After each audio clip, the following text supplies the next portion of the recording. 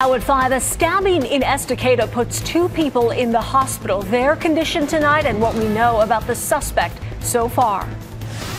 Foreign interference in the elections is a very, very serious thing, and we should get to the bottom of it. Lawmakers on both sides of the aisle calling for a special prosecutor to look into Russian ties to the president's campaign staff. Why a tweet from the president has some comparing the investigation to Watergate. And some homeowners decided to move out as the homeless move into their neighborhood. Why they say the city's strategy for dealing with the homeless is like a bad carnival game. This is KGW News at 5. Hello, everyone. I'm Nina Melhoff. A death investigation is underway in Estacada tonight. Our Christine Pitawanich is there with the latest. And Christine, we're hearing this all stems from a stabbing at a grocery store.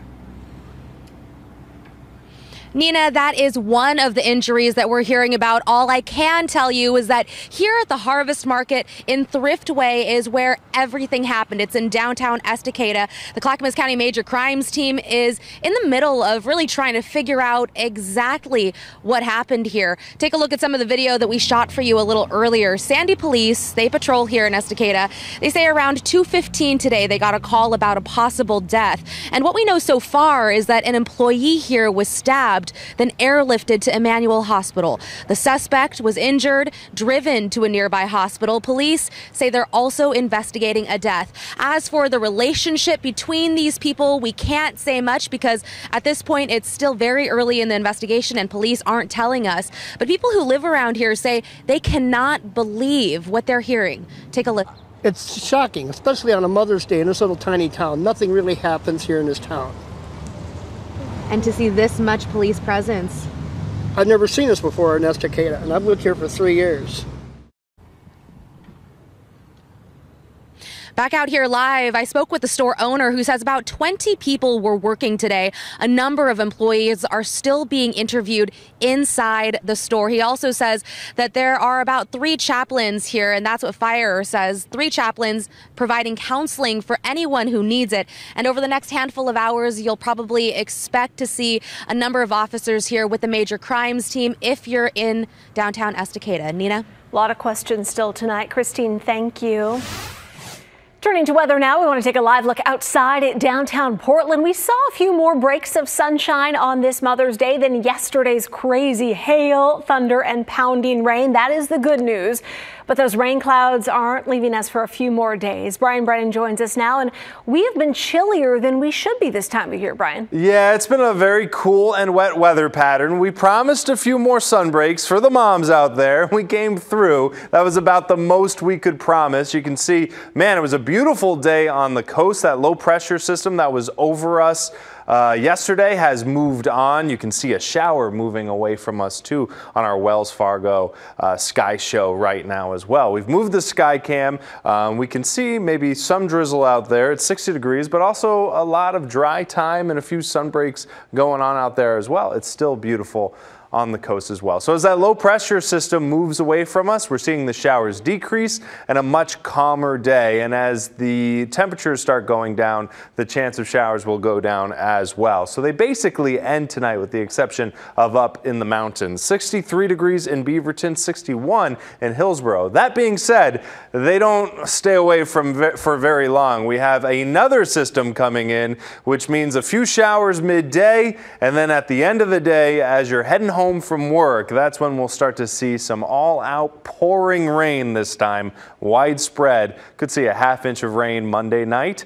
We'll talk a little bit more about the next system this week and then when it gets really warm and really sunny. Coming up, Nina. We've got to wait for another one. All right, Brian, thank you. Instead of flowers and going to brunch, a few dozen women chose to fight the link between war and being a mother today. They marched downtown in what they called the mother of all protests. They started at Portland State University and walked downtown holding signs and chanting. The group Peace and Justice Works is upset that the idea of a mother, which they say should be peaceful, is instead used to describe violence in war. They cited how the government calls the bomb that was dropped on Syria the mother of all bombs. They say killing people is not what moms are about, and today should be a day of peace. We bring life. Mothers bring life. We do not bring death. We create it. We all came from a woman. That's where the future is going, is the way of women. They want everyone to stop using the terminology mother of to mean the largest or the event to end all events. I'm 1,000% certain that the Russians interfered in our election. Russia didn't change the outcome of the election, but they sure as hell tried. And I want to punish the Russians, and I hope the president will see their interference as a threat to our democracy. That was Republican Senator Lindsey Graham this morning on NBC's Meet the Press with strong words. President Trump, though, still denying his campaign had anything to do with Russia meddling into the 2016 election. But a new poll shows Americans want a special prosecutor to investigate it. This as members of Congress express concern about that tweet from Mr. Trump, alluding to tapes between him and James Comey. NBC's Jennifer Johnson reports. More denials from President Trump that his campaign had any dealings with Russia during the election.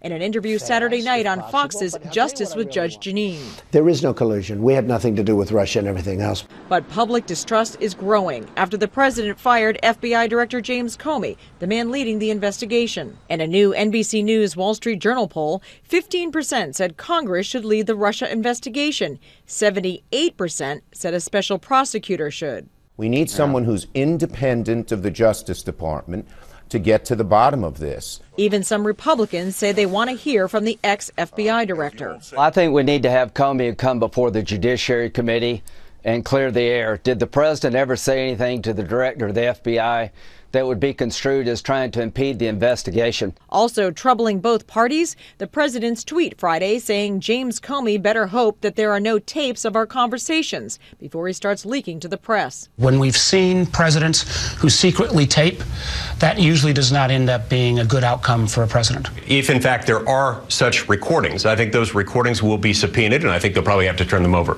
The White House says the president was simply stating a fact and not threatening Comey.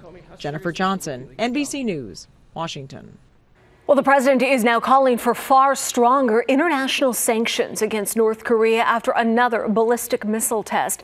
Sources tell NBC News that North Korea launched that missile from a region near its west coast late last night.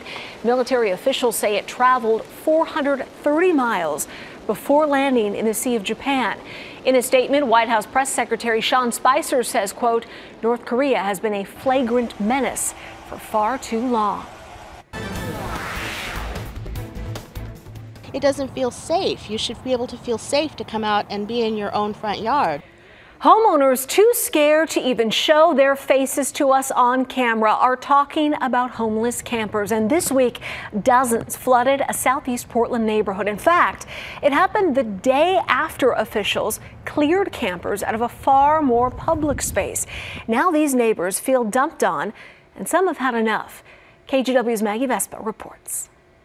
They steal stuff off of our porch, out of our yard. Neighbors afraid to show their faces say it happened on Thursday. They go through our garbage cans. A small homeless camp, already fluctuating in size for months, simply blew up. Dozens came, they say, with tents and tarps. Neighbors called police and took photos to send to the city. They say campers threaten them. It doesn't feel safe. Perhaps they believe because this group had just moved and didn't want to again. Then they put the rocks on the actual side of the sidewalk. That neighbor is talking about these rocks, which on Wednesday, the Oregon Department of Transportation placed under the I-205 overpass at Southeast Woodstock to keep homeless campers out. The next day, dozens showed up here. It's a few blocks away, accessible by this bike path. Neighbors see it like this. A higher profile, more public spot is cleared, and now their homes are under siege. They say the same thing happened when the city cleared campers from the Springwater corridor. Par for the course, they add, in Lentz. And it's gotten so bad, they say at least one of their neighbors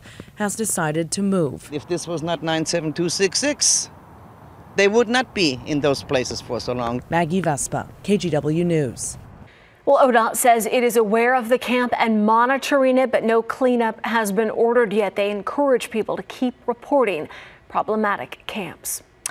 Just a few more hours of this last weekend of I-5 closures. The northbound lanes of I-5 from the Markham to Fremont bridges have been closed again all weekend, all so crews can finish a construction project under the Burnside Bridge. I-5 will reopen in time for your Monday morning commute.